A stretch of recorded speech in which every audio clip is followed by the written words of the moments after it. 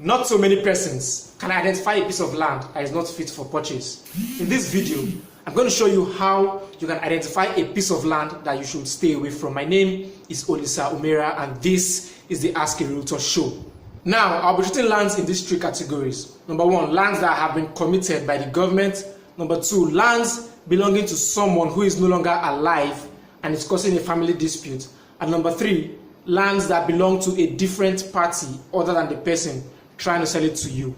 So one, how do you find out if a piece of land is committed? You see, the only way to find out if a land has been committed for use by the government is by performing a survey search. What this means is before purchasing the land, ask for the survey plan. On the survey plan, there are coordinates that will give you all the information you will need on that land.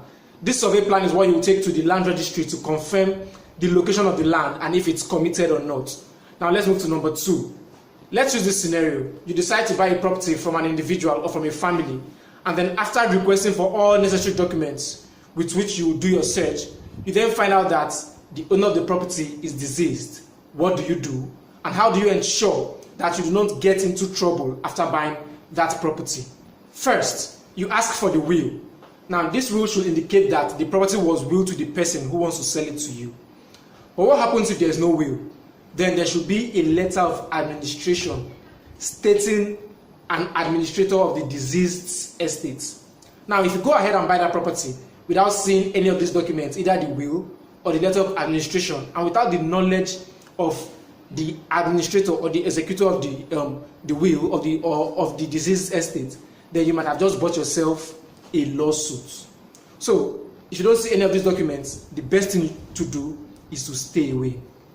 Now, let's identify lands that belong to a different party other than the person who is trying to sell it to you. Now, one thing you must always ask for before you buy a property is a deed of assignment showing the seller's name. If the seller cannot produce this document, then you should just stay away from that property. Else, you might be dashing your money to a fraudster. Now, these are the three ways you can identify a property or a land that is not fit for purchase. If you got value from this video, please share it. And if you are watching on YouTube, please click the subscribe button below to get notified whenever we post new videos. Thank you very much and see you in the next episode.